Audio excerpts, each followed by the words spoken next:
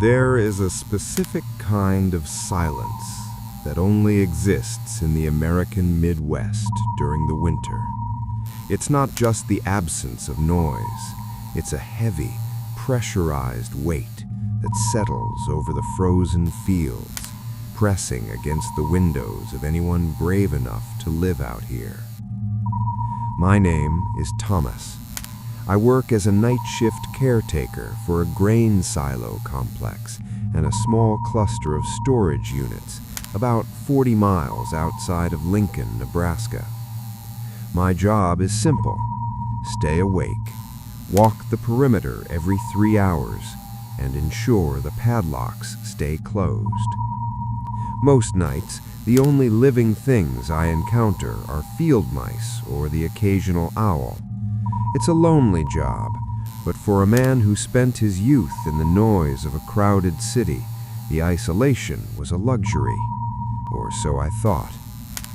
The complex is surrounded by miles of dormant cornfields. In January, the fields are shorn down to jagged, frozen stubble. The land is flat and gray, stretching out until it meets a sky that looks like hammered lead. There are no streetlights out here.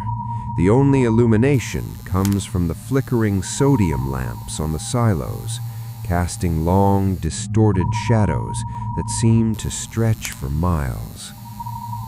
It started on a Tuesday. The temperature had dropped to 10 below, and the wind was biting enough to make your eyes water. I was sitting in the small guard shack, sipping lukewarm coffee and staring at the monitors. The security system is old, analog cameras, grainy black and white feeds that jitter whenever the wind picks up. Most of the screens showed nothing but static and darkness. But around 2 a.m., I noticed something on camera 4. Camera 4 overlooks the northern gate, the one that leads directly into the empty fields. On the screen, a small, dark shape was positioned right in the center of the frame. It didn't move. It was too tall to be a coyote and too thin to be a deer. It looked like a person, standing perfectly still, facing the gate. I leaned in, squinting at the grainy monitor. In the middle of a Nebraska winter, 40 miles from the nearest town, no one just stands in a field at 2 in the morning. You'd freeze to death in 20 minutes without proper gear. I watched the screen for 10 minutes. The figure didn't shift its weight. It didn't puff out any breath in the cold air. It just existed there, a black needle in a gray hayfield. I grabbed my heavy coat, my flashlight, and my radio. My boots crunched loudly on the frozen gravel as I walked toward the north gate. The air was so cold it felt like inhaling needles. As I approached the gate, I kept my flashlight off at first, wanting to see if I could catch any movement. "Hello?" I called out. My voice felt small, swallowed instantly by the vast, empty space. No answer. Only the groan of the metal silos as they contracted in the cold. I reached the gate and flicked on the high-intensity beam of my maglite. I swept the light across the field. The jagged corn stubble cast thousands of tiny shadows, but the field was empty. I panned the light left, then right. Nothing but gray earth and frost. I frowned, thinking it might have been a trick of the light on the old monitor. I turned back toward the shack, the wind whistling through the chain-link fence behind me. But as I walked, I stopped. There, in the fresh frost covering the gravel inside the gate, on my side of the fence, was a single set of footprints. They didn't come from the gate, and they didn't lead back to the gate. They were just there. 3 steps, clearly defined, leading toward the storage units. They were bare footprints, 5 toes, a narrow heel. in 10 below weather. I stood there for a long time, the beam of my flashlight trembling slightly on the ground. The silence of the plains felt different now. It didn't feel peaceful anymore. It felt like a held breath. I spent the rest of that night locked inside the guard shack. I didn't call the police. Out here, I saw footprints in the frost isn't enough to get a deputy to drive 40 miles through a potential snowstorm. Besides, what would I tell them? That someone was walking barefoot in a Nebraska winter? They'd tell me I was seeing shadows, but I knew the difference between a shadow and a physical depression in the ground. The next few days were uneventful, yet the atmosphere had shifted.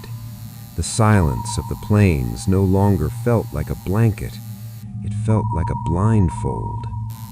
On Friday, the snow finally arrived. Not a blizzard, just a steady, relentless dusting. It was beautiful in a bleak way, but it made my job harder. Snow reveals things. At 1 a.m., I began my second round. I walked the perimeter of the storage unit. I reached the end of Unit B when I noticed something. The door to Unit 104 was slightly ajar. My heart did a slow, heavy roll in my chest. I knew for a fact I had checked that lock 3 hours prior. The padlock was still hanging from the hasp, but it hadn't been clicked shut. It was just dangling. I pulled the door the rest of the way open. The metal track shrieked, a sound that seemed to echo for miles across the flat land. I shone my light inside, my breath hitching. Unit 104 belonged to an elderly woman in town. It was packed with heavy oak furniture and old magazines. Everything looked untouched. The dust on the floor was thick and undisturbed, except for a small circle in the very center of the room, about 4 feet in diameter. The dust had been meticulously swept away. It was a perfect circle of clean concrete in a room full of decay. And in the center of that circle sat a single, small object. I stepped inside, my breath hitching. It was a tooth, a human molar, clean and white, sitting upright on the concrete. I didn't touch it. I backed out of the unit, my skin crawling with a primitive, lizard brain revulsion. I slammed the door shut and snapped the padlock into place. I retreated to the shack and pulled up the feed for camera 7. I rewound the footage to the last hour. The video was a mess of gray static and snowflakes. I watched the door of 104. For 40 minutes, nothing happened. Then the feed flickered, a sudden burst of white noise that lasted maybe 3 seconds. When the image stabilized, the door to 104 was open. There was no one in the frame, no movement, no shadow, just the door standing open as if it had decided to breathe. I leaned closer to the monitor. I hit play. As the snow continued to fall on the screen, I noticed a detail I had missed. On the far left edge of the frame, near the corner of Unit C, a pair of eyes reflected the infrared light of the camera.